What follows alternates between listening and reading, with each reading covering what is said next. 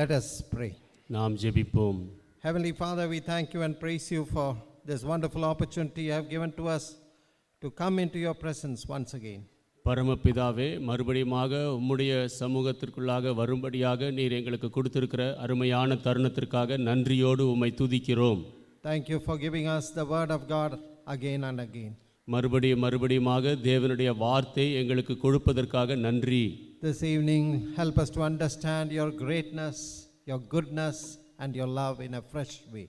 இந்த மாலையிலே உம்முடைய மகத்துவத்தையும் உம்முடைய நல்ல தன்மைகளையும் உம்முடைய இரக்கங்களையும் புதிய விதத்தில் விளங்கிக் கொள்ள உதவி செய்யும்.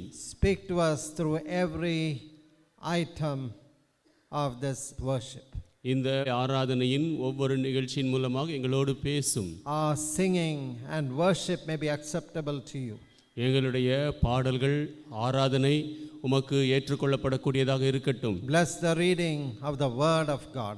தேவனுடைய வார்த்தை படிக்கும் காரியத்தை ஆசீர்வதியும். Help us as we meditate upon your truths. உம்முடைய சத்தியங்களை நாங்கள் தியானிக்கும் போது எங்களுக்கு உதவி செய்யும். We want to understand your truths and apply them to our hearts. உம்முடைய சத்தியங்களை நாங்கள் விளங்கிக் கொண்டு எங்கள் இருதயங்களில் அப்பியாசப்படுத்த விரும்புகிறோம். We want to experience your deeper and greater blessings. உம்முடைய ஆழமான பெரிய ஆசீர்வாதங்களை நாங்கள் அனுபவிக்க வேண்டும். Visit even those who will be listening or following our program online. எங்களுடைய நிகழ்ச்சியை ஆன்லைனிலே கவனிக்கிறவர்களோடும் ஆண்டவரே நீர் சந்தியும். We ask these blessings in your precious and holy name. இந்த ஆசீர்வாதங்களை உம்முடைய விலையேறப்பெற்ற பரிசுத்த நாமத்தில் நாங்கள் கேட்கிறோம். Amen. ஆமென்.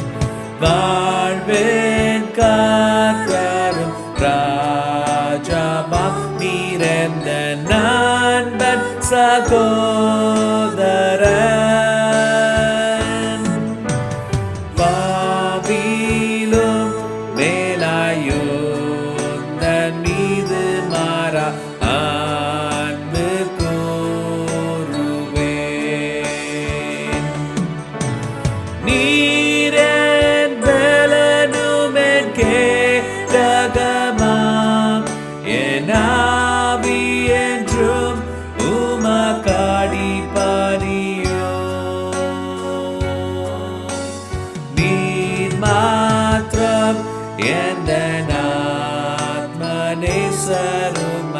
ஆராதிக்கிறேன்.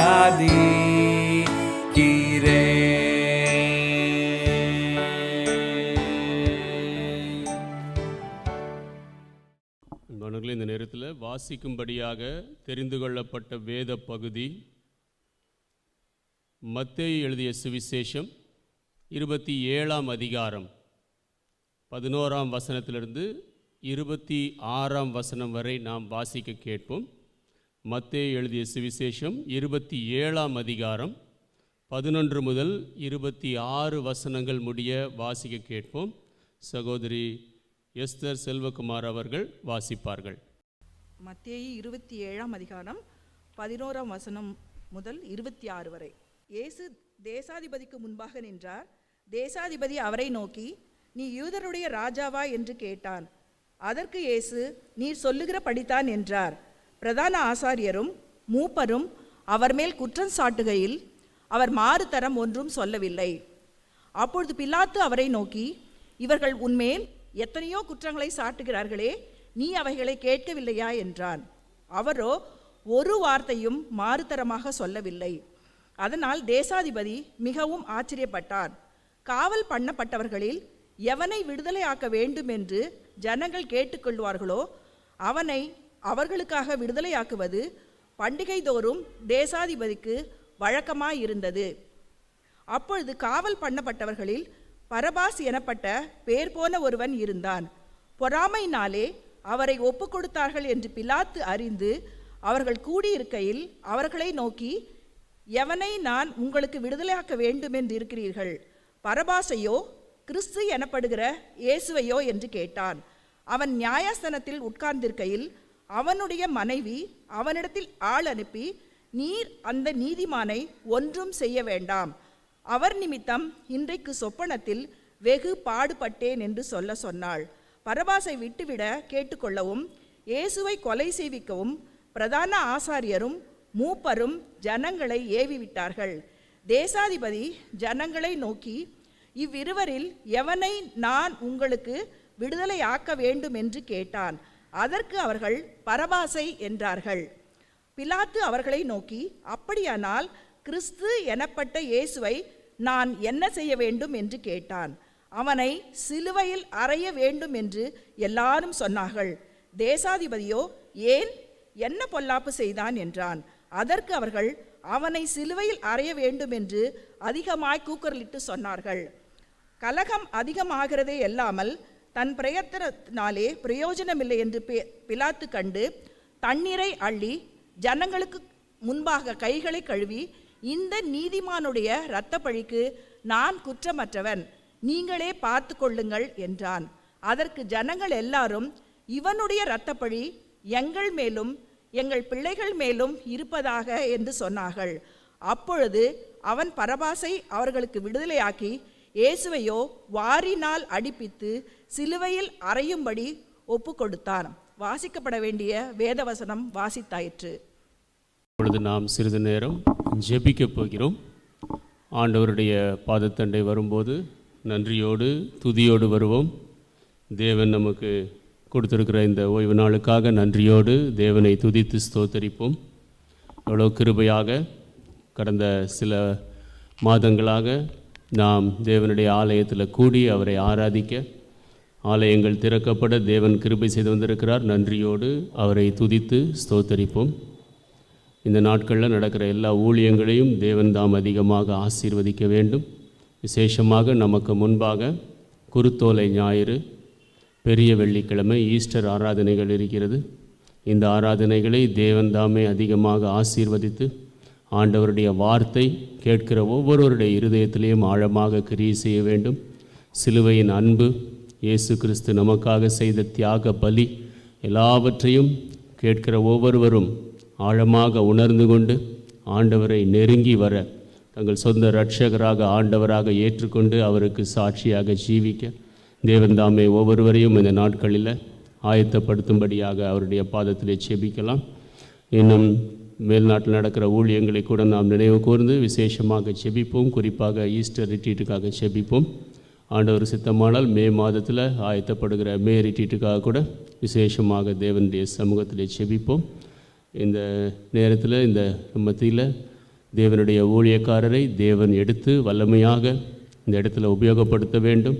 அவருடைய ஆவியில் நிரப்பி தேவனுடைய வார்த்தையை இந்த நேரத்தில் அவருடைய வாயில் தேவன் வைத்து அந்த வார்த்தை தீர்க்க தரிசனமாக வரத்தக்கதாக தேவன் கிருபை செய்ய வேண்டும். கேட்கிற ஒவ்வொருவருடைய இருதயத்திலையும் அந்த வார்த்தை ஆழமான கிரியை நடப்பிக்க வேண்டும். ஒரு மாற்றத்தை தேவனுடைய வார்த்தை இந்த நாளில் ஒவ்வொருடைய இருதயத்திலையும் கொண்டு வர வேண்டும். அதற்காக விசேஷமாக இந்த நேரத்தில் ஆண்டவருடைய சமூகத்திலே ஜெபிப்போம். இது ஆன்லைன் மூலமாக இந்த செய்திகளை கேட்கிறவர்கள் கூட தேவனாலே தொடப்பட வேண்டும். அதற்காகவும் விசேஷமாக இந்த நேரத்தில் ஜெபிக்கலாம்.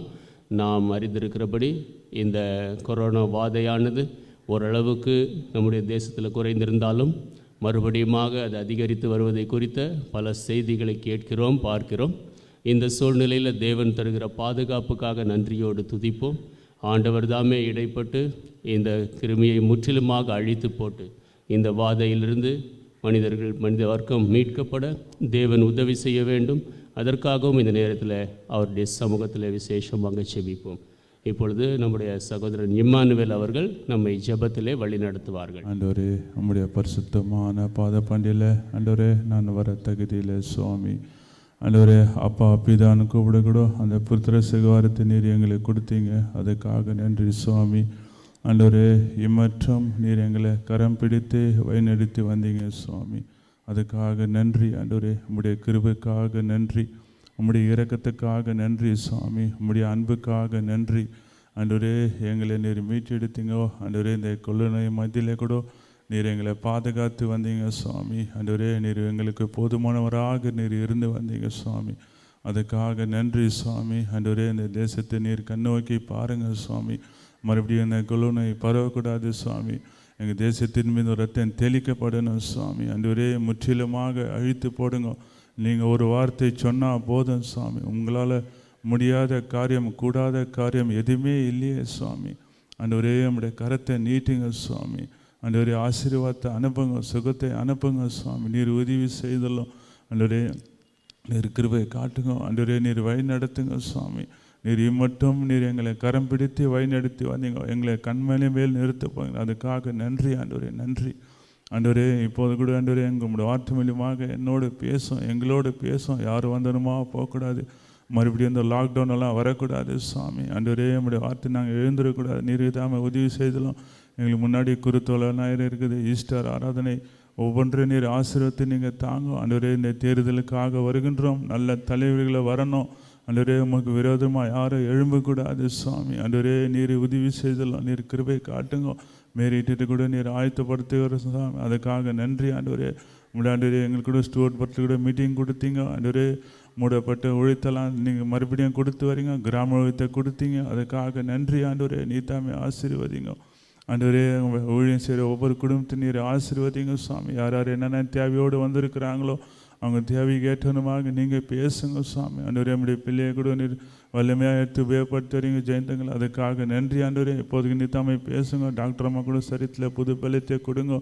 ஆயுஷ்நாத்தை நீர் கொடுங்க சுவாமி. ஆண்டவரே, நீ தாமே கிருபை காட்டுங்க. அந்த ஆலய கட்டுமான பணி கூட உங்களுடைய கரத்தை நீட்டுங்க சுவாமி. ஆண்டவரே, நீ தாமே உதவி செய்ய, எந்த குறையில்லாத எல்லாம் நிறைவாக நடக்கணும் சுவாமி. ஆண்டவரே, நீ தாமே உதவி செய்ய, உங்களுடைய கரத்தையே நாங்கள் நோக்கி பார்க்குறோம் ஆண்டவரே. நீ தாமே உதவி செய்தலும் சாமி. நீ தாமே எங்களோடு இருந்தாலும் நிச்சயம் நல்ல ஜவாவே தாங்க. நீ தாமே தொடர் நீ தாமே மகிமைப்பட்டாலும் சாமி. எல்லா வேலை இயேசு நாமத்திலே வேண்டுகிறேன் பிதாவே, ஆமென்.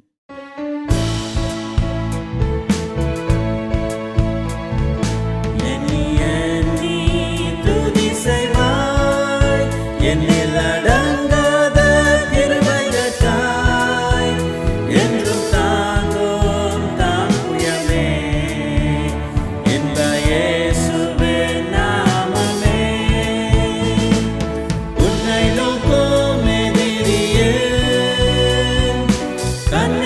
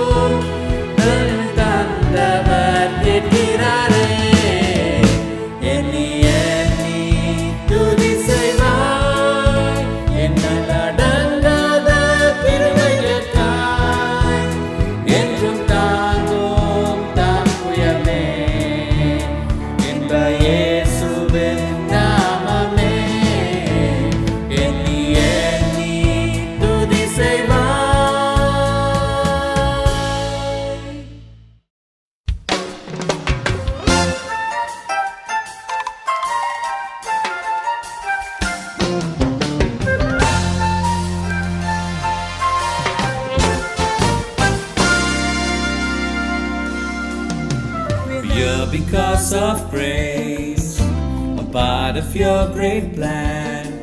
We have come to seek your face, not the wonders of your hands.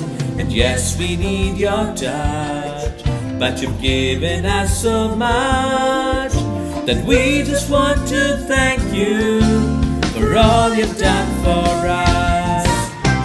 We come to bless your name, King of kings and Lord of lords. We come to give you praise. You are the one that we adore. Oh Lord, cleanse our hearts with fire and fill us with desire for your cause, for your presence in our lives.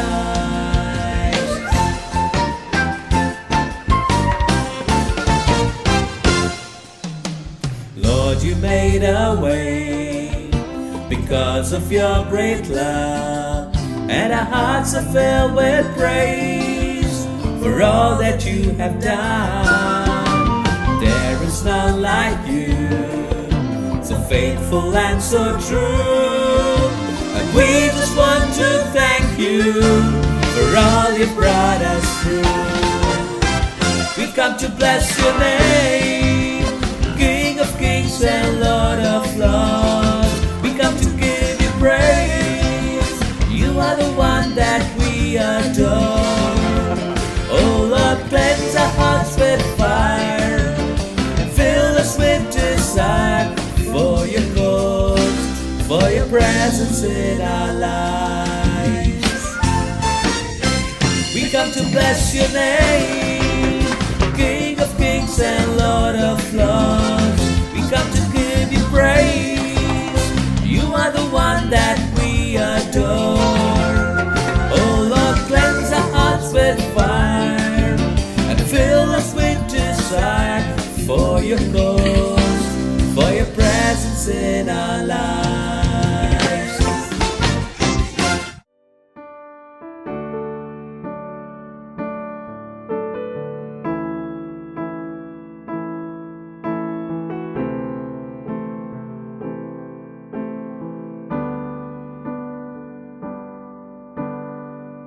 I've had many tears and sorrows, I've had questions for tomorrow.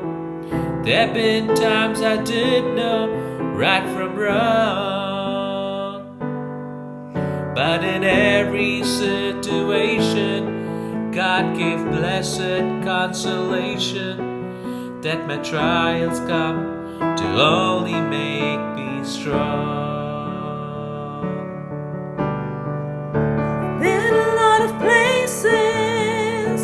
And I've seen a lot of faces. There have been times I felt so all alone, but in my lonely hours, yes, those precious lonely hours, Jesus let me know I was his own. Through it all,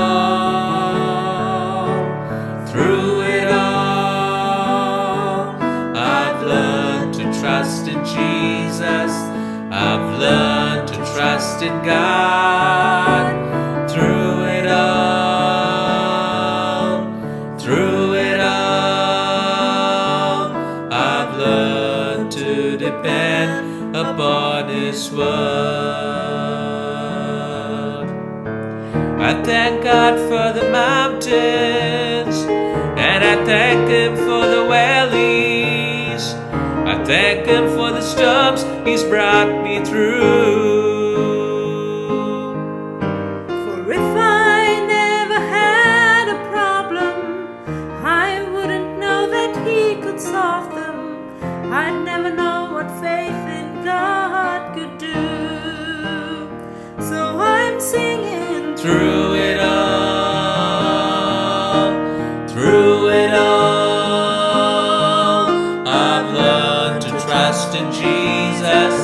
I've learned to trust in God. Through it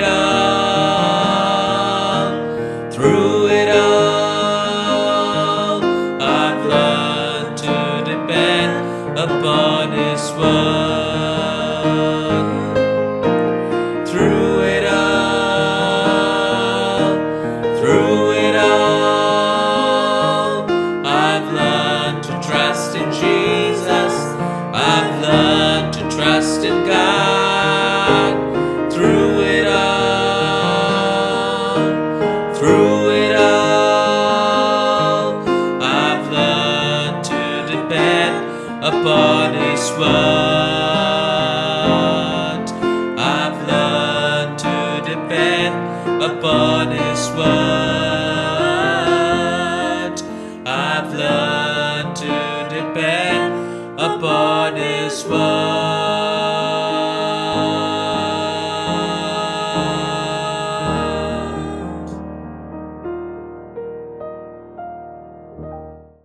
Let us sing 225 in the Sing unto the Lord. Put your trust in the love of Christ and sing, sing, sing. Join with us as we sing this chorus. 225. Put your trust in the love of Christ and sing, sing, sing. Put your trust in the love of Christ and sing, sing, sing. Turn your whole frown upside down and sing, sing, sing. Put your hand in the hand of Christ and you sing, sing, sing. Again. Put your trust in the love of Christ and sing, sing, sing. Put your trust in the love of Christ and sing, sing, sing. Turn your whole frown upside down and sing, sing, sing. Put your hand in the hand of Christ and you'll sing, sing, sing.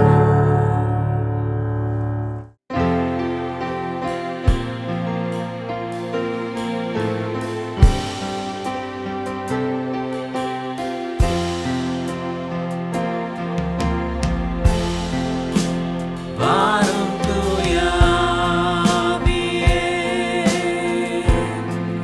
உம் பிரசன்னத்தை வாஞ்சிக்கிறோம். உம் வல்லமையால் என்னை நிறைத்து நீராளுகை செய்யும். வாரும் தூய ஆவியே, உம் பிரசன்னத்தை வாஞ்சிக்கிறோம். உம் வல்லமையால் என்னை நிறைத்து நீராளுகை செய்யும். ஜீவ தண்ணீரே, தாகம் தீர்க்கும் ஊற்று, ஆலோசனை கர்த்தரே, என்னை ஆளுகை செய்யும். வாரும் தூய ஆவியே, உம் பிரசன்னத்தை வாஞ்சிக்கிறோம். உம் வல்லமையால் என்னை நிறைத்து நீராளுகை செய்யும். அக்கினியும் நீரே, பெருங்காற்றும் நீரே, பெருமழை போலவே உம் ஆவியை ஊற்றும். வாரும் தூய ஆவியே, உம் பிரசன்னத்தை வாஞ்சிக்கிறோம். உம் வல்லமையால் என்னை நிறைத்து நீராளுகை செய்யும்.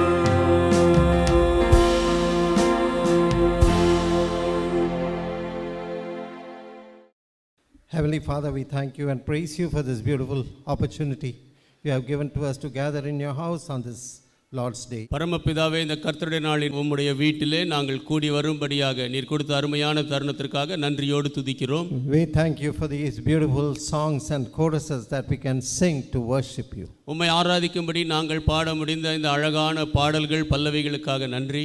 Help us during these days when the world remembers your journey to the cross.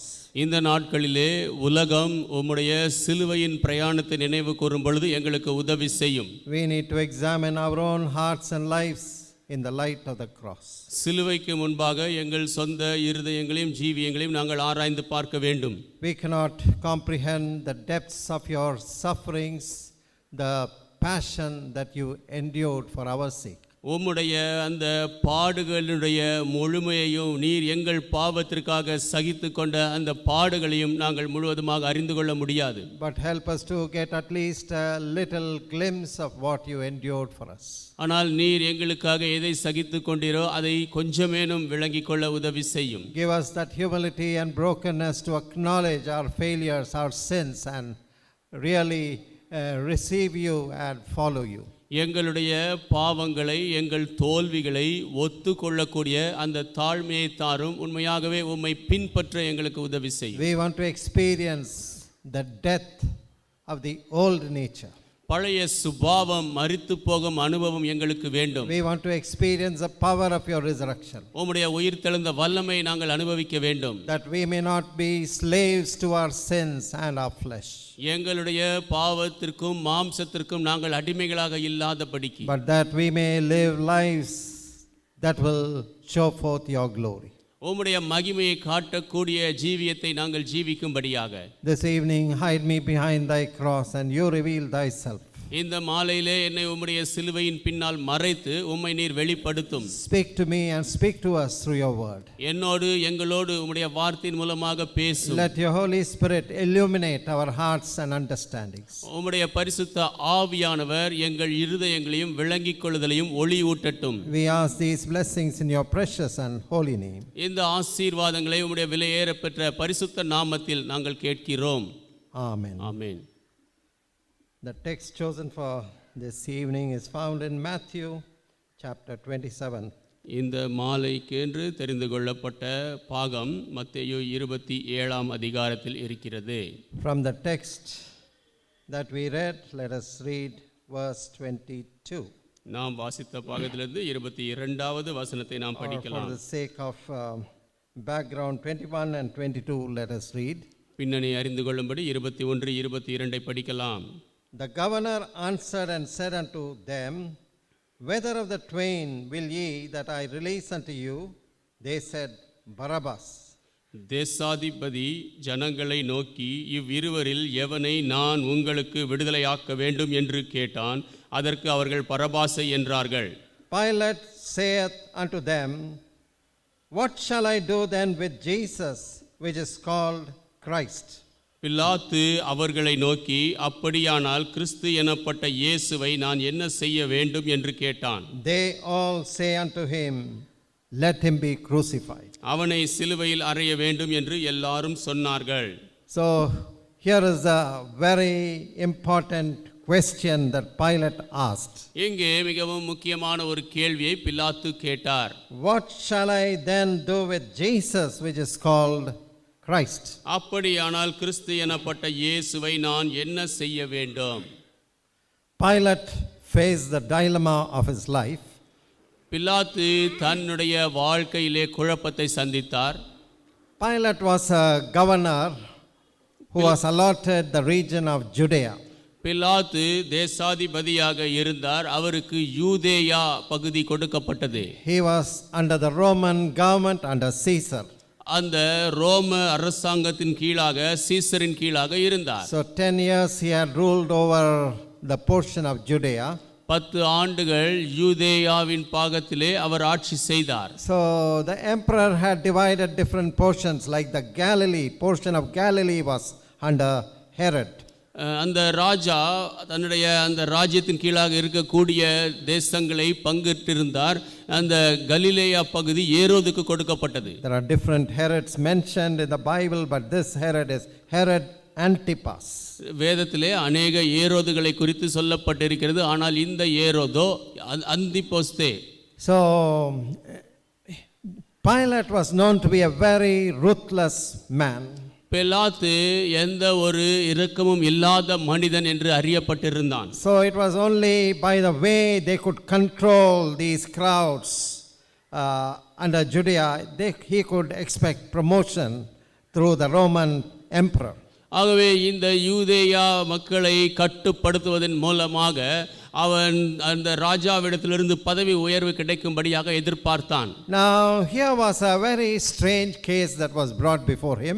எங்கே அவருக்கு முன்பாக ஒரு நேரான ஒரு வழக்கு கொண்டு வரப்பட்டது. I believe Pilate would have given judgment in many different kinds of cases. Pilate would have given his judgment over different kinds of cases. பிலாத்து பலவிதமான வழக்குகளிலே தன்னுடைய தீர்ப்பை கொடுத்திருப்பான் என்று நான் நம்புகிறேன். He would have sentenced murderers to death. கொலை பாதகர்களை கொலை செய்யும்படியாக தண்டனை He would கொடுத்திருப்பான். have sentenced those who rose up against the Roman government or they made riot or worked against the Roman government. He would have sent to death. ரோம அரசாங்கத்திற்கு எதிராக எழும்பிய மக்கள், புரட்சி செய்த மக்கள், இவர்களுக்கெல்லாம் கூட மரண தண்டனை கொடுத்திருப்பான். But here was a strange case. He knew that the Jews out of envy had brought Jesus Christ so that he could judge him. இங்கே ஒரு வினோதமான வழக்கு இருந்தது. இந்த யூதர்கள் பொறாமையினாலே இயேசு கிறிஸ்துவை நியாயம் தீர்க்கும்படி கொண்டு வந்தார்கள் என்று அவன் அறிந்திருந்தான். Through his knowledge and investigation, he could not find any fault with Jesus. அவனுடைய அறிவை கொண்டோ அவன் செய்த ஆராய்ச்சியை கொண்டோ இயேசுவின் மேல் எந்த ஒரு பிழையும் கண்டுபிடிக்க முடியவில்லை. So it was not, he did not like to pass any strong judgment against Jesus. ஆகவே இயேசுவுக்கு எதிராக எந்த கடுமையான தீர்ப்பையும் சொல்ல அவன் விரும்பவில்லை. So he was in a dilemma. What shall I then do with Jesus who is called Christ? ஆகவே அவன் குழப்பத்திலே இருந்தான். கிறிஸ்து எனப்பட்ட இயேசுவை நான் என்ன செய்யட்டும்? You may all have faced dilemmas. I have faced dilemmas in critical situation to take decisions. நீங்கள் எல்லாருமே குழப்பத்தை சந்தித்திருப்பீர்கள். இக்கட்டான நேரங்களிலே தீர்மானம் எடுக்கிற வேளைகளிலே இப்படி குழப்பங்களை நான் சந்தித்திருக்கிறேன். So this was another kind of dilemma. இது இன்னொரு விதமான ஒரு குழப்பம். I remember once one of the man of God, Maynard James, who came to the fellowship. ஒரு முறை தேவனுடைய மனிதர் மேனார்ட் ஜேம்ஸ் என்பவர் நம்முடைய சகவாசத்திற்கு வந்தார். He was taking questionnaire in the youth meeting, students camp, that was at that time 1980s, held in the headquarters. இந்த 1980 வாக்கிலே தலைமை ஸ்தாபனத்தில் நடந்த வாலிபர் முகாமிலே அவர் கேள்விகள், அந்த மாணவர்களுக்கு விவாதத்திற்கு கேள்விகளை எடுத்துக்கொண்டிருந்தார். While the questionnaire was going on, there was some question regarding decisions. தீர்மானங்களை குறித்து அந்த கேள்விகளிலே ஒன்று வந்தது. He told an amusing story from his own life. அவர் தன்னுடைய சொந்த ஜீவியத்திலிருந்து ஒரு நகைச்சுவையான கதையை சொன்னார். He said when he was quite young, maybe 25 or so, he was diagnosed with a hernia. அவர் சொன்னார் அவருக்கு 25 வயது கிட்ட ஆகி இருந்த பொழுது அவருக்கு ஹெர்னியா இருக்கிறது என்று கண்டுபிடிக்கப்பட்டதாம். He was afraid of surgery. He had never gone through the surgeon's knife. அவர் அந்த அறுவை சிகிச்சை குறித்து பயந்தார். ஒருபோதும் அவருடைய வாழ்க்கையில் அறுவை சிகிச்சைக்கு உட்படவில்லை. But finally he had to go to the surgeon and an operation was fixed. கடைசியிலே அவர் அந்த அறுவை சிகிச்சை நிபுணரிடத்தில் செல்ல வேண்டி இருந்தது. அறுவை சிகிச்சை நிர்ணயிக்கப்பட்டது. It so happened during the waiting period, one of his acquaintance came and chatted with him. அவர் காத்திருந்த அந்த நேரத்திலே அவருக்கு தெரிந்தவர் யாரோ ஒருவர் வந்து அவரோடு பேசினாராம். During the course of conversation, அப்படியான உரையாடலின் போது he said, இவர் சொன்னார், I had an uncle who had a hernia. Hernia கொண்டிருந்த அங்கிள் எனக்கு இருந்தார். And he went for his hernia surgery. அவர் அந்த ஹெர்னியா சர்ஜரிக்காக போனார். But he died after that surgery. ஆனால் He அந்த அறுவை didn't survive. அந்த அறுவை சிகிச்சை முடிந்தவுடனே அவருக்கு மரித்து போய்விட்டார், அவராலே உயிர் வாழ முடியவில்லை என்றார். Maynard James said, "Ayyo, why did he have to say this to me when I am having a surgery before?" இந்த மேனார்ட் ஜேம்ஸ் அவர்கள், நான் இப்பொழுது அறுவை சிகிச்சைக்காக காத்திருக்கிறேன், ஏன் இதை எனக்கு சொல்ல வேண்டும் என்று அவர் பயந்தார். So he was filled with anxiety and fear. Our பயத்திலும் ஏக்கத்திலும் நிரம்பினார். But his anxiety lessened a little bit when he said, "I had another uncle." அவருடைய அந்த ஏக்கம் குறையும்படியாக இவர் சொன்னார், எனக்கு இன்னொரு அங்கிள் இருந்தார், He also had hernia. அவருக்கும் ஹெர்னியா இருந்தது. He did not go for surgery. அவர் அறுவை சிகிச்சைக்கு போகவில்லை. Unfortunately, the hernia got strangulated and he developed complications and he died. துரதிர்ஷ்டவசமாக அந்த ஹெர்னியா அப்படியே சிக்கிக்கொண்டு அவருக்கு அதிக சிக்கல் ஏற்பட்டு மரித்து போய்விட்டார். Now he was a little relieved. So if you get operated, you may die. If you don't get operated, you may die. ஆகவே இன்னும் அவர் குழம்பி போனார். ஸோ அறுவை சிகிச்சை செய்தால் மரித்து போகலாம், அறுவை சிகிச்சை செய்யாமல் இருந்தாலும் மரித்து போகலாம். So he said then he went for his surgery. By God's grace, everything was okay. அவர் சொன்னார், பிற்பாடு அறுவை சிகிச்சைக்கு போனார், தேவனுடைய கிருபையினாலே எல்லாம் சரியாகிவிட்டது. So it is like the decision between the devil and the deep blue sea. இது தீர்மானமானது பிசாசுக்கும் அந்த ஆழமான சமுத்திரத்திற்கும் இடையான தீர்மானம் போல் இருக்கும். Now Pilate came to such a situation in his life where he had to take a decision. பிலாத்து தன்னுடைய வாழ்க்கையிலே இப்படிப்பட்ட ஒரு சூழ்நிலைக்கு வந்தார். அங்கே அவர் தீர்மானம் எடுக்க வேண்டிய நிலைமை இருந்தது. But he did not realize ஆனால் இந்த காரியத்தை அவர் அறிந்து கொள்ளவில்லை. the way he answered this question or took a decision would seal his own destiny. அவர் இந்த தீர்மானத்தை எடுக்கிற வழியானது அவருடைய முடிவை தீர்மானிக்கும், முத்திரையிடும் என்று அவர் அறியவில்லை. As you look into this question is valid for the whole of humanity. இந்த கேள்வியை நீங்கள் பார்த்தீர்கள் என்றால் இது முழு மனித வர்க்கத்திற்கும் பொருந்தும். The way you answer this question will seal your own destiny. நீங்கள் இந்த கேள்விக்கு பதில் சொல்லுகிற விதமானது உங்களுடைய முடிவை தீர்மானிக்கும். The question that Pilate asked was a very personal question. What shall I do with Jesus who is called the Christ? பிலாத்து கேட்ட கேள்வி அது ஒரு தனிப்பட்ட நபர் கேட்கிற கேள்வியாக இருந்தது. இயேசு கிறிஸ்து என்று சொல்லப்படுகிறவரை நான் என்ன செய்ய வேண்டும்? This is a question that you and I have to answer personally. இந்த கேள்வி நீங்களும் நானும் தனிப்பட்ட விதத்திலே பதில் சொல்ல வேண்டிய ஒரு கேள்வி. And the way we answer, the answer will show where we are going finally for eternity. நாம் பதில் சொல்லுகிற விதத்திலே அந்த பதில் நாம் கடைசியில் நித்தியத்திலே எங்கே போகிறோம் என்று அது காட்டும். Whether you are going to spend eternity with Jesus in heaven, நித்தியத்தை இயேசுவோடு பரலோகத்தில் செலவழிக்க போகிறீர்களா, or your soul is going to be damned and suffer in hellfire. இல்லை என்றால் உங்களுடைய ஆத்மா நரக அக்கினியிலே ஆக்கினைக்குள்ளாக தீர்க்கப்பட போகிறதா? In the American continent, America கண்டத்திலே there is something called the Great Divide, the Continental Divide. அங்கே அந்த கண்டத்தை வகுக்கும்படியான ஒன்று இருக்கிறதாம். The geography of the American continent divides the country or the continent into two halves. அந்த அமெரிக்க கண்டத்தினுடைய கோளம் அந்த தேசத்தை இரண்டு பாகமாக பிரிக்கிறதாம். So that when the rain falls on that critical area called the Great Divide, ஆகவே மழையானது அந்த பெரிய பிரிவான இடத்திலே இக்கட்டான இடத்திலே பெய்யும் பொழுது the drops that fall close apart, on one side they go through a stream to a basin and finally through a lake and finally lands up in the Pacific Ocean. அந்த தண்ணீரானது ஒரு பக்கமாக பாய்ந்து சென்று நிலத்தின் வழியாக எல்லாம் போய் கடைசியிலே பசிபிக் மகா சமுத்திரத்தில் போய் கலக்கிறது.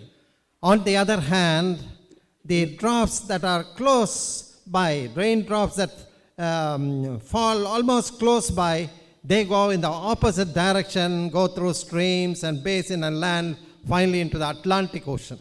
இன்னொரு பக்கத்திலே இந்த தண்ணீர் இன்னொரு பக்கமாக பாய்ந்து சென்று நிலங்கள் வழியாக நீரோடைகளாக போய் கடைசியிலே Atlantic சமுத்திரத்திலே கலக்குமா. These drops of water, they fall together onto the earth. இந்த தண்ணீர் துளிகள் பூமிக்கு ஒன்றாகத்தான் வந்து விழுகிறது. But after they fall down, they separate, never to meet again. அவைகள் கீழே விழுந்த பிற்பாடு மறுபடியும் சந்திக்க முடியாதபடிக்கு பிரிந்து போகின்றன. Somebody said the Lord Jesus Christ is that great divide that separates people, that separates your destiny.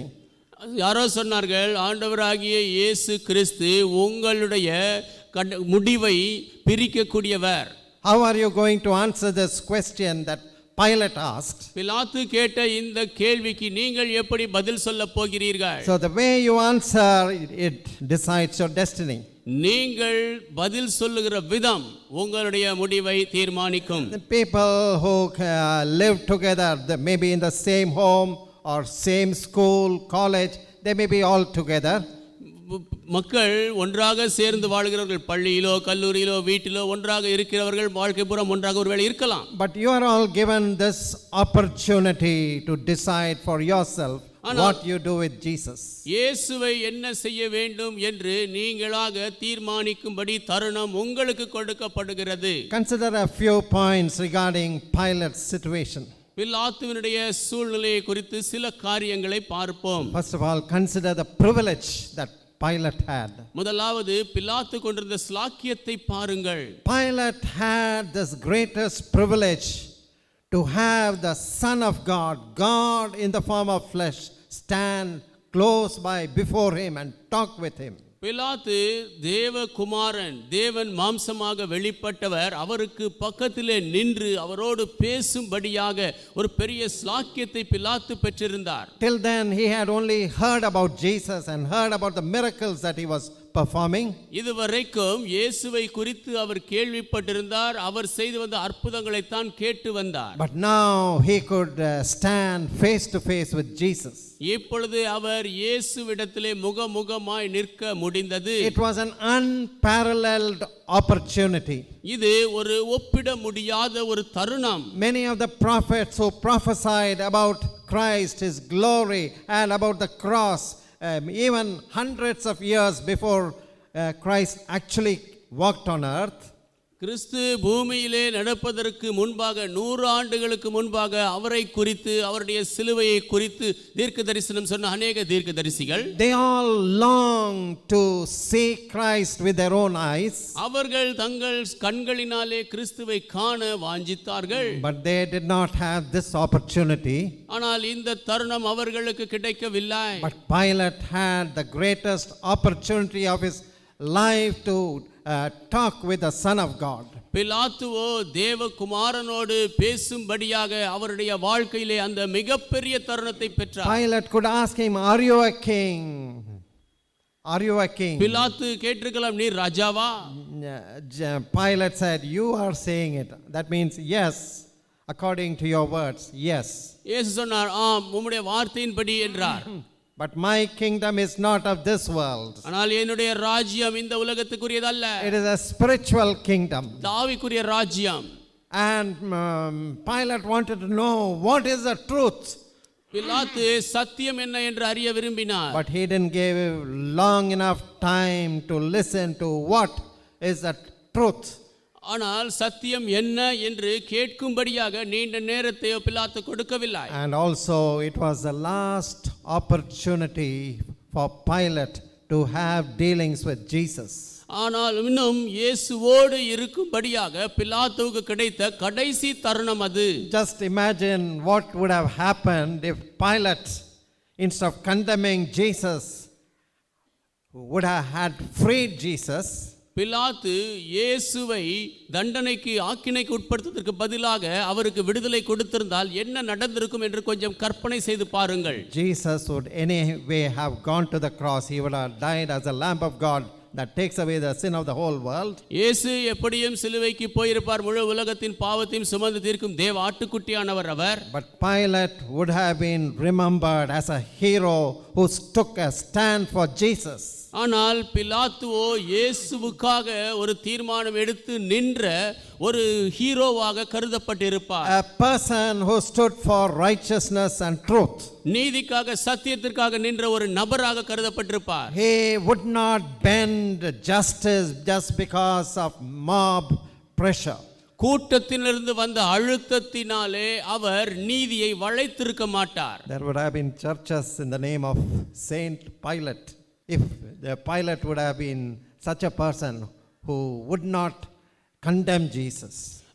இயேசுவை ஆக்கினைக்கு உட்படுத்தாத ஒரு நபராக பிலாத்து இருந்திருப்பார் என்றால் பரிசுத்தவான் பிலாத்து என்று கூட ஆலயங்கள் இருந்திருக்க கூடும். Dear friends, you and I are given opportunities either to stand for Christ.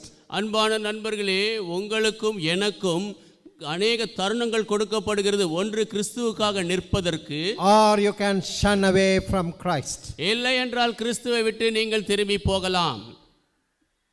Either accept Christ or reject Christ. ஒன்று கிறிஸ்துவை ஏற்றுக்கொள்வதற்கு, இல்லை என்றால் புறக்கணிப்பதற்கு. What you do with Christ will seal your own destiny. நீ கிறிஸ்துவை வைத்துக்கொண்டு என்ன செய்கிறாயோ அதுவே உன்னுடைய முடிவை முத்திரையிடும். So Pilate sealed his destiny. The last opportunity he had to deal with Jesus, it was gone, and finally he lost that wonderful opportunity to pass a negative judgment to deliver Jesus from going to the cross. பிலாத்து தன்னுடைய முடிவை முத்திரையிட்டு விட்டான். அவனுக்கு இயேசுவை விடுவித்து செல்லும்படியாக கடைசி ஒரு தருணம் கிடைத்தது. அதை அவன் இழந்து போய்விட்டான். Now look at the plans that Pilate tried to avoid taking this decision. இந்த திட்டங்களை பாருங்கள். பிலாத்து தீர்மானம் எடுப்பதை தவிர்க்கும்படியாக செய்த திட்டம். Pilate tried his best to wriggle out of this dilemma to avoid taking a decision on Christ. கிறிஸ்துவை குறித்து ஒரு தீர்மானம் எடுக்காதபடிக்கு தவிர்க்கும்படியாக பிசாசு இந்த குழப்பத்திலிருந்து வெளிவர விரும்பினான். He knew that the Jews had their own religious laws and blasphemy laws and so many other laws. யூதர்கள் தங்களுடைய சொந்த மதத்திலே பிரமாணங்களை வைத்திருக்கிறார்கள். தேவதூஷணம் சொல்லும் பிரமாணங்கள், இப்படி பல காரியங்கள். And he knew that there would not have been any genuine reason to condemn Jesus to death. இயேசுவை மரணத்திற்கு உட்படுத்தும்படியாக எந்த ஒரு நேர்மையான காரணமும் இல்லை என்பதை பிலாத்து அறிந்திருந்தான். So when Jesus was first brought to Pilate, Pilate said, "You take him, you decide according to your own law." இயேசுவை முதலாவது பிலாத்து வண்டை கொண்டு வந்த பொழுது பிலாத்து அவர்களை பார்த்து, உங்களுடைய பிரமாணத்தின்படி நீங்களே தீர்மானம் எடுத்துக்கொள்ளுங்கள் என்று சொன்னான். In Gospel according to John 18 chapter and 31st verse, யோவான் 18 அதிகாரம் 31 வசனத்திலே, then said Pilate unto them, "Take ye him and judge him according to your law." அப்பொழுது பிலாத்து அவர்களை நோக்கி, இவனை நீங்களே கொண்டு போய் உங்கள் நியாய பிரமாணத்தின்படி நியாயம் தீருங்கள் என்றான். The Jews therefore said unto him, "It is not lawful for us to put any man to death." அதற்கு யூதர்கள், ஒருவனையும் மரண ஆக்கினை செய்ய எங்களுக்கு அதிகாரம் இல்லை என்றார்கள். So the nation of Israel were under subjection. They were subject to the Roman laws.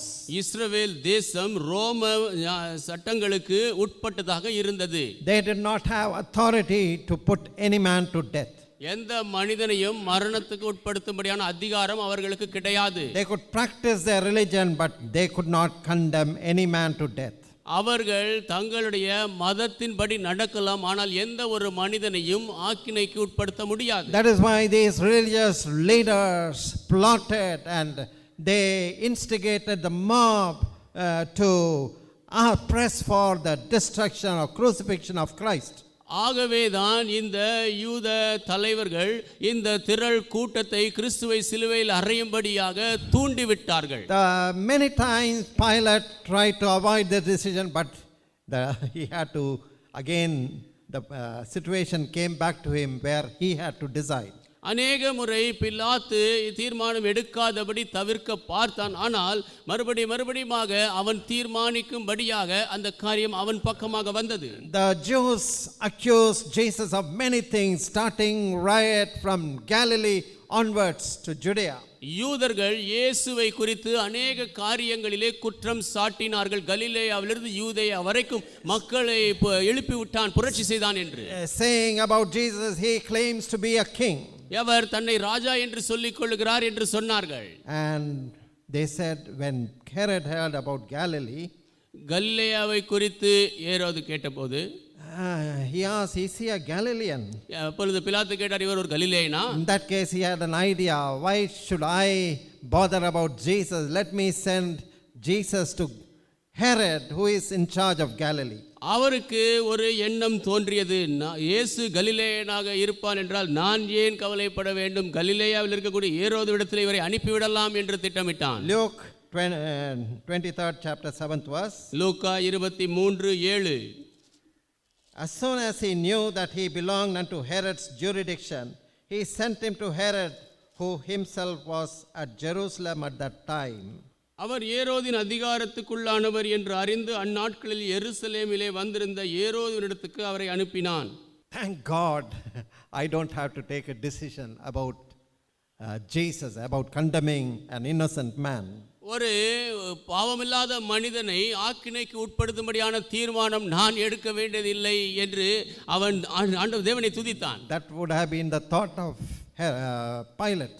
அதுதான் பிலாத்துனுடைய எண்ணமாக இருந்திருக்கும். What happened? Pilate, Herod saw Jesus. He was very happy, but many questions he asked. Jesus was silent. என்ன நேரிட்டது என்றால், ஏரோது இயேசுவை பார்த்தான், ரொம்ப சந்தோஷப்பட்டான், அநேக கேள்விகள் கேட்டான், ஆனால் இயேசு ஒரு பதிலும் சொல்லவில்லை. And chief priests, others all accused Jesus of many things. பிரதான ஆசாரியர்கள் மற்றவர்கள் எல்லாம் அநேக காரியங்களை குறித்து இயேசுவின் மேல் குற்றம் சாட்டினார்கள். But he was silent as a lamb before the slaughterers. அவரோ ஒரு அடிக்கப்படுகிற ஆட்டுக்குட்டியை போல அமைதியாக இருந்தார். And finally Herod and his men, soldiers, they mocked and scoffed and tortured Christ and sent him back to Pilate. கடைசியிலே ஏரோதும் அவருடைய மக்களும் அந்த இராணுவ சிப்பாய்களும் இல்லாமல் இயேசுவை பரியாசம் செய்து அவரை அடித்தார்கள், அவரை குட்டினார்கள், பிற்பாடு பிலாத்துவினிடத்தில் அனுப்பிவிட்டார்கள். Luke 23:11. And Herod with his men of war set him at naught and mocked him and arrayed him in George's robe and sent him again to Pilate. லூக்கா 23:11. அப்பொழுது ஏரோது தன் போர் சேவகரோடே கூட அவரை நிந்தித்து பரியாசம் பண்ணி மினுக்கான வஸ்திரத்தை அவருக்கு உடுத்தி அவரை திரும்ப பிலாத்துவினிடத்துக்கு அனுப்பினான். So Pilate came back to square one. He had to take a decision on Christ. பிலாத்து கிறிஸ்துவை குறித்து தீர்மானம் எடுக்கும்படியான அந்த நிலைக்கு மறுபடியும் திரும்பி வந்து விட்டான். So he had another idea. இன்னொரு எண்ணம் அவனுக்கு வந்தது. He said at the time of Passover, they used to release one prisoner. அவன் சொன்னான், அந்த பஸ்கா நேரத்திலே சிறை கைதி ஒருவனை விடுவிக்க வேண்டும். So there was a notable prisoner, cruel man who was guilty of murder in the insurrection, Barabbas. He said, why not I release Jesus and condemn Barabbas to death? அங்கே சிறையிலே ஒரு கொடூரமான கொலைபாதகமான பரபாஸ் என்ற ஒரு குற்றவாளி இருந்தான். ஆகவே பிலாத்து சொன்னான், ஏன் நான் பரபாசை கொலை செய்துவிட்டு இயேசுவை விடுதலை செய்யக்கூடாது என்று கேட்டான். So Matthew 27:16 and 17, he then had a notable prisoner called Barabbas. Therefore, when they were gathered together, Pilate said unto them, whom will ye that I release unto you, Barabbas or Jesus, which is called Christ? மத்தேயு 27:15. காவல் பண்ணப்பட்டவர்களில் எவனை விடுதலையாக்க வேண்டும் என்று ஜனங்கள் கேட்டுக்கொள்வார்களோ அவனை அவர்களுக்காக விடுதலையாக்குவது பண்டிகை தோறும் தேசாதிபதிக்கு வழக்கம். அப்பொழுது காவல் பண்ணப்பட்டவர்களில் பரபாஸ் எனப்பட்ட பேர் போன ஒருவன் இருந்தான். 21st verse, the governor answered and said unto them, whether of the twain will ye that I release unto you? They said, Barabbas. 21 தேசாதிபதி ஜனங்களை நோக்கி, இவ்விருவரில் எவனை நான் உங்களுக்கு விடுதலையாக்க வேண்டும் என்று கேட்டான். அதற்கு அவர்கள் பரபாசை என்றார்கள். Then we come to this question in 22nd verse. Pilate said unto them, what shall I do then with Jesus which is called Christ? They all say unto him, let him be crucified. அப்பொழுது நாம் இந்த கேள்விக்கு வருகிறோம். 22 பிலாத்து அவர்களை நோக்கி, அப்படியானால் கிறிஸ்து எனப்பட்ட இயேசுவை நான் என்ன செய்ய வேண்டும் என்று கேட்டான். அவனை சிலுவையில் அறைய வேண்டும் என்று எல்லாரும் சொன்னார்கள். So all the plans and schemes that Pilate was trying to free Jesus, it was not working. He had to take a decision. இயேசுவை விடுவிக்கும்படியாக பிலாத்து செய்த எல்லா திட்டங்களும் எல்லாம் ஒன்றும் வேலை செய்யவில்லை. அவன் ஒரு தீர்மானம் எடுக்க வேண்டிய ஒரு நிலை வந்தது. So he thought, let me allow the crowd to take a decision. ஆகவே அவன் யோசித்தான், இந்த கூட்டம் தீர்மானிக்கும்படி நான் அனுமதிக்கட்டும். The decision he had to take. அவன் எடுக்க வேண்டிய தீர்மானம். But finally he allowed the crowd to have their voice. ஆனால் கடைசியிலே அந்த கூட்டத்தினர் அவர்களுடைய வார்த்தை சொல்லும்படி அனுமதித்தான். 24th verse. 24ஆம் When வசனம். Pilate saw that he could prevail nothing, but that rather a tumult was made, he took water and washed his hands before the multitude, saying, I am innocent of the blood of this just person, see ye to it. 24ஆம் வசனம். கலகம் அதிகமாகிறதே அல்லாமல் தன் பிரயத்தனத்தினாலே பிரயோஜனம் இல்லை என்று பிலாத்து கண்டு தண்ணீரை அள்ளி ஜனங்களுக்கு முன்பாக கைகளை கழுவி, இந்த நீதிமானுடைய இரத்தப்பழிக்கு நான் குற்றமற்றவன், நீங்களே பார்த்துக் கொள்ளுங்கள் என்றான். You see to it, I am innocent. I am free from the blood of this innocent person. நீங்கள் பார்த்துக் கொள்ளுங்கள், இந்த நீதிமானுடைய இரத்தப்பழிக்கு நான் குற்றமற்றவன். Now look at the pressure that Pilate had. பிலாத்து கொண்டிருந்த அழுத்தத்தை பாருங்கள். He wanted to release Jesus in Acts. இயேசுவை அவன் விடுவிக்க விரும்பினான். Acts 3:13, Peter says that Pilate would have released Jesus, but the Jews, they called for Christ's blood. They wanted Christ to be executed and killed. பிலாத்து இயேசுவை விடுவிக்கும்படியாக விடுவித்திருப்பான். ஆனால் யூதர்களோ கிறிஸ்துவனுடைய இரத்தத்தை விரும்பினார்கள், அவரை கொல்ல விரும்பினார்கள். 3 times Pilate came again and again. I have examined him and I find no fault in him. பிலாத்து 3 முறை திரும்ப வந்து, நான் இவரை விசாரித்து பார்த்து விட்டேன், அவரிலே எந்த குற்றமும் காணப்படவில்லை என்று சொன்னான். He doesn't have anything worthy of death. அவருக்கு மரணம் கொடுக்கும்படியான எந்த ஒரு காரியமும் இல்லை. And he also told that Herod also has examined and nothing worthy of death is in Christ. ஏரோதிடத்திலே அவனை அனுப்பினார். ஏரோதும் அவரிடத்திலே மரண தண்டனை கொடுக்கும்படியான எந்த ஒரு காரியம் இல்லை என்று சொன்னான். In addition to that, இதோடு சேர்த்து the domestic pressure. Pilate's wife had sent a note saying, don't have anything to do with this just person. I have suffered many things in a dream because of him. அவனுடைய வீட்டிலிருந்து வந்த அழுத்தம். ஏரோதனுடைய மனைவி அவனிடத்தில் ஆள் அனுப்பி, நீர் அந்த நீதிமானை ஒன்றும் செய்ய வேண்டாம், அவர் நிமித்தம் இன்றைக்கு சொப்பனத்தில் வெகு பாடுபட்டேன் என்று சொல்லச் சொன்னாள். You find that in 27:19, Matthew 27:19. அதை மத்தேயு 27:19 நீங்கள் பார்க்கலாம். So domestic pressure, sometimes people don't listen to their wives. வீட்டிலிருந்து வரக்கூடிய அழுத்தம் சில நேரங்களிலே மக்கள் தங்களுடைய மனைவிகளுக்கு செவி கொடுப்பதில்லை. Or I may say many times. நான் சொல்வேன் அநேக நேரங்கள். So this was the dream that Herod's wife, according to secular history, her name is Claudia Procula.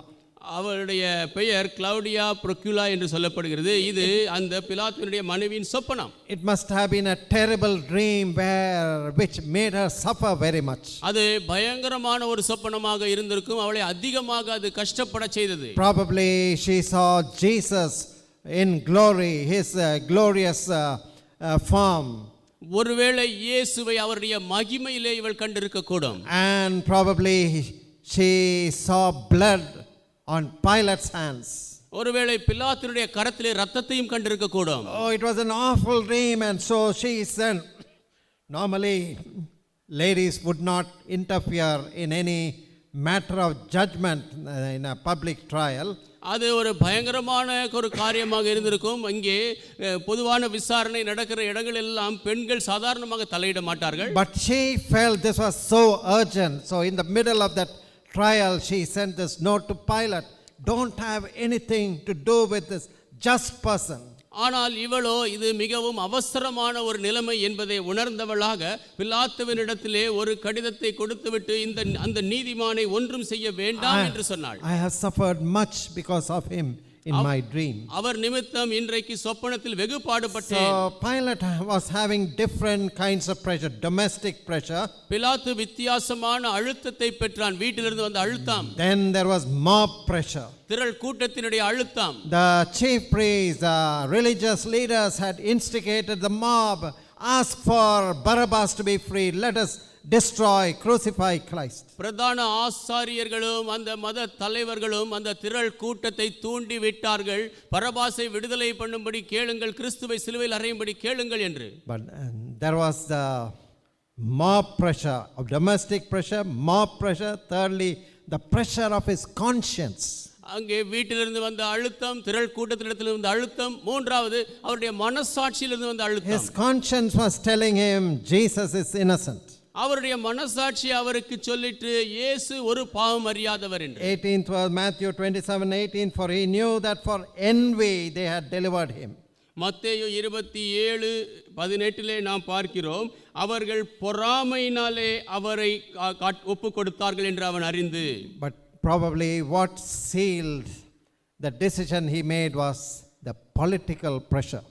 ஆனால் அவன் எடுத்த அந்த தீர்மானத்தை முத்திரையிட்டது என்னவாக இருக்கும் என்றால் அது அரசாங்க ரீதியான அழுத்தம். Now let us turn to John's Gospel 19th chapter. இப்பொழுது நாம் யோவான் 19ஆம் அதிகாரத்திற்கு திருப்புவோம். And read the 12th verse. 12ஆம் வசனத்தை படிக்கலாம்.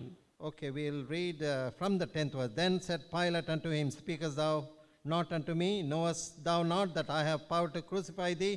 Have power to release thee? Jesus answered, thou couldst have no power at all against me, except it were given from above. Therefore he that delivered me unto thee hath the greater sin. And from thenceforth Pilate sought to release him, but the Jews cried out, saying, if thou let this man go, thou art not Caesar's friend.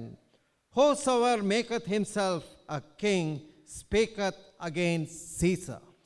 Pilate 10ஆம் வசனத்திலிருந்து, அப்பொழுது பிலாத்து, நீ என்னோடே பேசுகிறது இல்லையா? உன்னை சிலுவையில் அறைய எனக்கு அதிகாரம் உண்டு என்றும் உன்னை விடுதலை பண்ண எனக்கு அதிகாரம் உண்டு என்றும் உனக்கு தெரியாதா என்றான். இயேசு பிரதியுத்தரமாக, பரத்திலிருந்து உமக்கு கொடுக்கப்படாதிருந்தால் என்மேல் உமக்கு ஒரு அதிகாரமும் இராது. ஆனபடியினாலே என்னை உம்மிடத்தில் ஒப்பு கொடுத்தவனுக்கு அதிக பாவம் உண்டு என்றார். அது முதல் பிலாத்து அவரை விடுதலை பண்ண வகை தேடினான். யூதர்கள் அவனை நோக்கி, இவனை விடுதலை பண்ணினார் நீர் ராயனுக்கு சிநேகிதன் அல்ல, தன்னை ராஜாவென்று என்கிறவன் எவனோ அவன் ராயனுக்கு விரோதி என்று சத்தமிட்டார்கள். So even though Pilate knew that Jesus was without fault, he was innocent, இயேசு எந்த ஒரு குற்றமும் இல்லாதபடி அவர் பிழை இல்லாதவர், பாவமற்றவர் என்று பிலாத்து அறிந்திருந்தாலும், he knew that because of envy the Jews had planned and plotted to arrest Jesus and wanted him executed. பொறாமையினாலே யூதர்கள் இயேசுவை கைது செய்யும்படியாக திட்டமிட்டு அவரை கொலை செய்ய விரும்பினார்கள். Still he did not want to yield to all these pressures. ஆனால் இந்த எல்லா அழுத்தங்களுக்கும் அவன் இணங்கி கொடுக்க விரும்பவில்லை. But when the crowd said, if you release Jesus, you are not Caesar's friend. திரள் கூட்டம் சொல்லிட்டு, இயேசுவை நீர் விடுதலை பண்ணினார் நீர் ராயனுக்கு நண்பன் சிநேகிதன் அல்ல. Because Jesus claimed to be a king. ஏனென்றால் இயேசு தன்னை ராஜாவென்று சொன்னார். Oh, immediately he said, I want to be in good books of Caesar.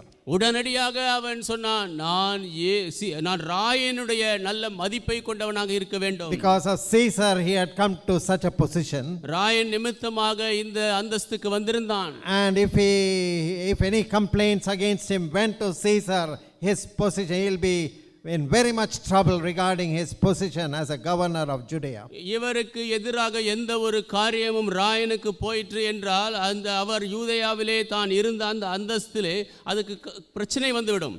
Dear friends, you will face pressures, many pressures when you want to stand for Christ. அன்பான நண்பர்களே, கிறிஸ்துவுக்காக நிற்க நீங்கள் விரும்பும் பொழுது अनेक அழுத்தத்தை சந்திப்பீர்கள். When you want to stand for holiness and truth, பரிசுத்தத்திற்காக சத்தியத்திற்காக நீங்கள் நிற்க விரும்பும்போது you may face different kinds of pressure. வித்தியாசமான அழுத்தங்களை நீங்கள் சந்திக்கலாம். Just like Pilate faced different kinds of pressure. பிலாத்து வித்தியாசமான அழுத்தத்தை சந்தித்த வண்ணமாக Mob pressure, conscience pressure, pressure of duty. திரள் கூட்டத்திலிருந்து வந்த அழுத்தம், தன்னுடைய மனசாட்சி இடத்திலிருந்து வந்த அழுத்தம், இன்னும் கடமை செய்யும்படியான அழுத்தம், Domestic pressure. வீட்டிலிருந்து வந்த அழுத்தம். But how are you taking your decision? ஆனால் எப்படி உங்கள் தீர்மானங்களை எடுக்கிறீர்கள்? What then shall I do with Jesus who is called Christ? கிறிஸ்து என்று அழைக்கப்படுகிற எனப்பட்ட இயேசுவை நான் என்ன செய்ய வேண்டும்? Even though Pilate had very clear idea about the innocence of Christ, கிறிஸ்து பாவமில்லாதவர் என்று எண்ணம் பிலாத்துவுக்கு தெளிவாக இருந்த போதிலும் his decision was bent by the evil crowd.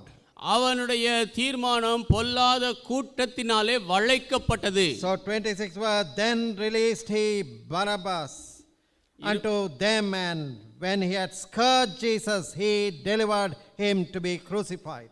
அப்பொழுது அவன் பரபாசை அவர்களுக்கு விடுதலையாக்கி இயேசுவையோ வாரினால் அடிப்பித்து சிலுவையில் அறையும்படிக்கு ஒப்பு கொடுத்தான். So Pilate was guilty of giving up Jesus to be tortured and crucified. ஆகவே இயேசுவை சித்திரவதை செய்து சிலுவையில் அறையும்படியாக ஒப்பு கொடுத்த குற்றத்திற்கு உரியவனாக பிலாத்து ஆனான். 24th verse also, when Pilate saw that he could prevail nothing, but that rather a tumult was made, he took water, washed his hands before the multitude, saying, I am innocent of the blood of this just person, see ye to it. 24ஆம் வசனம், கலகம் அதிகமாகிறதே அல்லாமல் தன் பிரயத்தனத்தினாலே பிரயோஜனம் இல்லை என்று பிலாத்து கண்டு தண்ணீரை அள்ளி ஜனங்களுக்கு முன்பாக கைகளை கழுவி, இந்த நீதிமானுடைய இரத்தப்பழிக்கு நான் குற்றமற்றவன், நீங்களே பார்த்துக் கொள்ளுங்கள் என்றான். Dear friends, Pilate tried to avoid or evade this important question. அன்பான நண்பர்களே, இந்த முக்கியமான கேள்வியை பிலாத்து விலக்க பார்த்தான். But he could not avoid. ஆனால் அவனால் தவிர்க்க முடியவில்லை. This question, this decision came back to him again and again and again. இந்த கேள்வி, இந்த தீர்மானம் மறுபடியுமாக அவனுக்கு திரும்பி வந்தது. You cannot escape this question even in this life while you are living. இந்த ஜீவியத்திலே நீங்கள் ஜீவிக்கும் பொழுது இந்த கேள்விக்கு நீங்களும் தப்பித்துக் கொள்ள முடியாது. This is a question that every member of the human race has to answer. மனித வர்க்கத்தின் ஒவ்வொரு அங்கத்தினரும் பதில் சொல்ல வேண்டிய கேள்வி இது. What is your choice? உன் தெரிந்து கொள்ளுதல் என்ன? There are only 3 choices we see here. இங்கே 3 தருணங்களையே நாம் பார்க்கிறோம். First choice, the religious leaders. முதலாவது தருணம் அந்த மத தலைவர்கள். They only accused him, mocked him, stripped him, and they ill-treated him. அவர்கள் இயேசுவை குற்றம் சாட்டினார்கள், பரியாசம் செய்தார்கள், தவறாக நடத்தினார்கள், அவருடைய வஸ்திரத்தை எல்லாம் களைந்தார்கள். Secondly, people like Herod wanted to be neutral. They wanted to be neutral. இரண்டாவதாக ஏரோது போன்ற மக்கள் ஒரு சமநிலையிலே எந்த பக்கமும் சாயாதபடி இருக்க விரும்பியவர்கள். But then he could not be neutral. He was like a pendulum going to this side, saying he is innocent, he is just. At the same time, yes, I will chastise him, you take him to be crucified. ஆனால் அவராலே அந்த சமநிலையிலே இருக்க முடியவில்லை. ஒரு பக்கத்திலே அவர் அப்படியே சாய்ந்து இவரிடத்தில் எந்த குற்றமும் இல்லை என்று சொன்னார், இன்னொரு பக்கத்திலோ அவரை நீங்கள் போய் சிலுவையில் அறைந்து கொள்ளுங்கள் என்று சொல்லிவிட்டார். Sadly, there are many Christians today who claim to be Christians. இன்றைக்கு துக்ககரமாக அநேக கிறிஸ்தவர்கள் தங்களை கிறிஸ்தவர்கள் என்று சொல்லிக் கொள்கிறார்கள். But then when it comes to their conscience, ஆனால் அவர்களுடைய மனசாட்சி என்று வரும்போது they go after they live a life according to the unregenerate people of the world. அவர்கள் இந்த உலகத்திலே புதுப்பிக்கப்படாத மக்களோடு அவர்களைப் போல வாழ்கிறார்கள். And they live sinful, wicked lives, life contrary to the word of God. அவர்கள் பாவமான பொல்லாத ஜீவியம், தேவனுடைய வார்த்தைக்கு முரணான ஜீவியத்தை On ஜீவிக்கிறார்கள். one side they say, I belong to Christ, I praise God, I believe Jesus is innocent, Jesus is even God.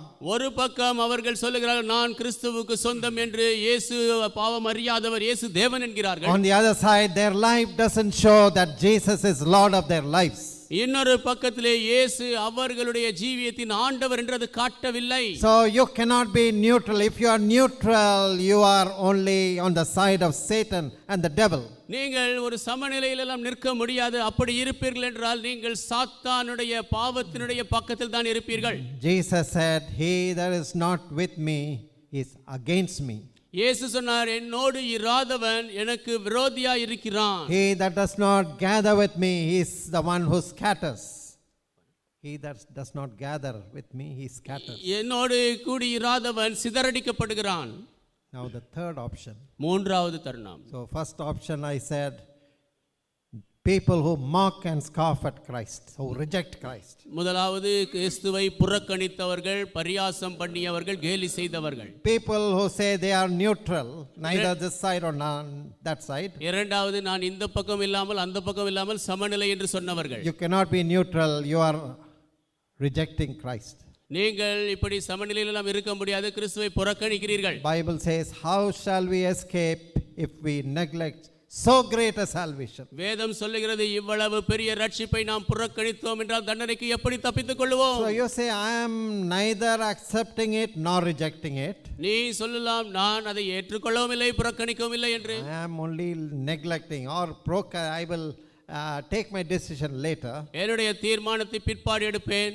No, how can I escape if we neglect so great a salvation? இல்லை, இவ்வளவு பெரிய ரட்சிப்பை புறக்கணித்தால் எப்படி தப்பித்துக் கொள்வேன்? So the third most important option we all need to take. நாம் எல்லாரும் எடுக்க வேண்டிய மூன்றாவது முக்கியமான தருணம், Trust Jesus. இயேசுவை நம்ப வேண்டும். Recognize him as the Lord of glory.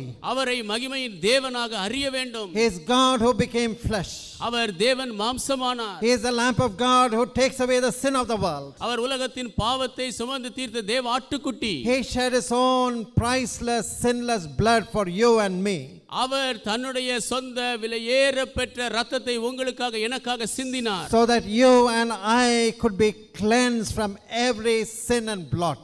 அதன் மூலமாக எல்லா விதமான பாவத்திலிருந்தும் கரையிலிருந்தும் நீங்களும் நானும் கழுவப்படும்படியாக And be purified unto God as a holy people. தேவனுக்கு பரிசுத்தமான ஜனமாக நாம் தூய்மையாக்கப்படுகிறோம். You ought to follow Christ who loved you and gave himself for you. உங்களை நேசித்து உங்களுக்காக தன்னையே கொடுத்த கிறிஸ்துவை நீங்கள் பின்பற்ற வேண்டும். What is the choice that you are making today? இன்றைக்கு நீங்கள் என்ன தருணத்தை தெரிந்து கொள்கிறீர்கள்? So either be on the side of the mockers and scoffers. ஒன்று பரியாசம் பண்ணி கேலி செய்கிறவர்கள் பக்கம் இருக்கலாம். And there is no neutral ground. Pilate, who acted as if he is neutral, finally he gave Christ to be crucified. அங்கே சமநிலை என்று ஒன்றுமில்லை. தன் சமநிலை போல நடித்த அந்த பிலாத்து கடைசியிலே இயேசுவை சிலுவையில் அறையும்படி ஒப்புக் கொடுத்தான். On the other hand, மாறாக people who received Jesus gladly, இயேசுவை சந்தோஷமாக ஏற்றுக்கொண்ட மக்கள், the disciples who became messengers of this good news. சீஷர்கள் இந்த நற்செய்தியை சுமந்து செல்லக்கூடியவர்களானவர்கள். Paul, whose life was transformed on that road to Damascus. Pavul அவருடைய வாழ்க்கை தமஸ்கு சாலையிலே மாற்றப்பட்ட பின், Filled with love of Christ, they began to tell of the glory of Christ. கிறிஸ்துவின் அன்பினாலே நிரம்பியது கிறிஸ்துவின் மகிமையை சொல்ல ஆரம்பித்தார். Dear friends, அன்பான நண்பர்களே, let us take warning from Pilate. பிலாத்துவிடத்திலிருந்து நாம் எச்சரிப்பை எடுத்துக்கொள்வோம். On that fateful day, Pilate thought that he was the judge அந்த நாளிலே பிலாத்து நியாயாதிபதியாக நின்றார். who had to pass judgment on Jesus, who was brought by the Jews. யூதர்களாலே கொண்டு வரப்பட்ட இயேசுவின் மேலே அவர் தீர்ப்பு சொல்ல வேண்டி இருந்தது. But on that final judgment day, that role will be reversed. ஆனால் கடைசி நியாய தீர்ப்பு நாளிலே அவர்களுடைய பாகம் மாற்றப்படும். It will be Jesus who has to say, who has to consider, what shall I do with this person? இயேசுதான் அப்பொழுது சொல்ல வேண்டும், இந்த நபரை வைத்து நான் என்ன செய்ய வேண்டும் என்று. Oh, he had umpteen number of opportunities to turn from his sin. அவன் பாவத்தை விட்டு திரும்புவதற்கு அநேக தருணங்கள் இருந்தது. He kicked at all my love. என்னுடைய அன்பை எல்லாம் உதறிவிட்டான். Oh, he rejected the gospel. சுவிசேஷத்தை புறக்கணித்தான். He rejected me. என்னை புறக்கணித்தான். What can I do with him? இவனை வைத்து நான் என்ன செய்வது? Our destiny is in the hands of Christ. நம்முடைய முடிவு கிறிஸ்துவின் கரத்தில் இருக்கிறது. You want to enjoy eternal blessings in Christ, கிறிஸ்துவிலே நித்திய ஜீவனை நீங்கள் அனுபவிக்க வேண்டுமா? then make sure your decision is to submit yourself to Christ. உங்களுடைய தீர்மானம் உங்களை கிறிஸ்துவுக்கு ஒப்பு கொடுப்பதாக இருக்கும்படி பார்த்துக் கொள்ளுங்கள். On the other hand, when you reject the pathway of sin and wickedness, மாறாக நீங்கள் பாவமும் பொல்லாப்பினுடைய பழியை எடுத்துக்கொண்டால் you are rejecting Christ. நீங்கள் கிறிஸ்துவை புறக்கணிக்கிறீர்கள். You are choosing the pathway of damnation. நீங்கள் ஆக்கினையின் பாதையை தெரிந்து May கொள்ளுகிறீர்கள். the Lord help us that we may be warned. நாம் எச்சரிக்கப்படும்படியாக தேவன் நமக்கு உதவி Let செய்வாராக. us pray. நாம் ஜெபிப்போம். Father, we thank you and praise you. பிதாவே நன்றியோடு உம்மை துதிக்கிறோம் for the warnings that your word gives us. உம்முடைய வார்த்தை எங்களுக்கு கொடுக்கிற எச்சரிப்புகளுக்காக. The life of Pilate, that is a warning to us. பிலாத்துவினுடைய ஜீவியம் எங்களுக்கு ஒரு எச்சரிப்பு. That fateful dilemma that he had to decide upon. அவர் தீர்மானிக்கும்படியான அந்த நேரம், அந்த குழப்பம். He did not have much time to consider. அவர் யோசித்து பார்க்கும்படி அதிக நேரம் இல்லை. He had evidence of your innocency. நீர் பாவம் இல்லாதவர் என்பதற்கு அவரிடத்திலே சாட்சி இருந்தது. He also knew that the Jews out of envy had delivered you to be crucified. யூதர்கள் பொறாமையினாலே அவரை சிலுவையில் அறையும்படி உம்மிடத்தில் ஒப்பு கொடுத்தார்கள் என்று Instead of releasing you, Pilate gave you to be crucified. உம்மை விடுதலை செய்வதற்கு பதிலாக உம்மை கடைசியில் சிலுவையில் அறையும்படி பிலாத்து ஒப்பு கொடுத்தான். Lord, let us not be people who accept you only in the lip level. ஆண்டவரே, வெறும் உதட்டளவிலே உம்மை ஏற்றுக்கொள்கிற மக்களாக நாங்கள் இருக்க வேண்டாம். We want to live lives that will please you. உமக்கு பிரியமான ஜீவியம் நாங்கள் ஜீவிக்க வேண்டும். Today Pilate has become such a terrible name. இன்றைக்கு பிலாத்து என்பது பயங்கரமான பெயராகி விட்டது. People say that he is still washing his hands in water, மக்கள் சொல்கிறார்கள் அவன் இன்னும் தன்னுடைய கரங்களை தண்ணீரிலே கழுவி கொண்டிருக்கிறான் என்று, claiming his innocence. தான் பாவம் இல்லாதவன் என்று சொல்லிக்கொண்டு. Unfortunately, there is no water in hellfire to wash. துரதிர்ஷ்டவசமாக நரக அக்கினியிலே கழுவும்படியாக தண்ணீர் இல்லை. Lord, we pray that you will help us to love you and submit ourselves to you in this very life. ஆண்டவரே, நாங்கள் உம்மை நேசித்து இந்த நேரத்திலே உமக்கு நாங்கள் எங்களை ஒப்பு கொடுக்கும்படியாக ஜெபிக்கிறோம். Help us and guide us. எங்களுக்கு உதவி செய்யும் வழி நடத்தும். In Jesus holy name I pray. இயேசுவின் பரிசுத்த நாமத்தில் நான் ஜெபிக்கிறேன். Amen. ஆமென். அறிவிப்புகள். இந்த இடத்தில் ஒவ்வொரு ஞாயிற்றுக்கிழமைகளிலும் காலை 7:30 மணிக்கும் மாலை 6:15 மணிக்கும் நம்முடைய ஞாயிறு ஆராதனை நடைபெறும். நீங்களும் வாருங்கள். அநேகரை அழைத்து வரும்படியாக உங்கள் அன்பாய் கேட்டுக்கொள்கிறோம். வருகிறவர்கள் அரசாங்கம் நியமித்திருக்கிற அந்த வழிமுறைகளை பின்பற்றி நடந்து கொள்ளும்படியாக உங்களை நாங்கள் அன்பாக கேட்டுக்கொள்கிறோம். வாலிபர்களுக்கென்ற விசேஷித்த கூட்டம் ஒவ்வொரு ஞாயிற்றுக்கிழமையும் மாலை 5:30 மணியிலிருந்து 6:30 மணி வரை இங்கே நடைபெறுகிறது.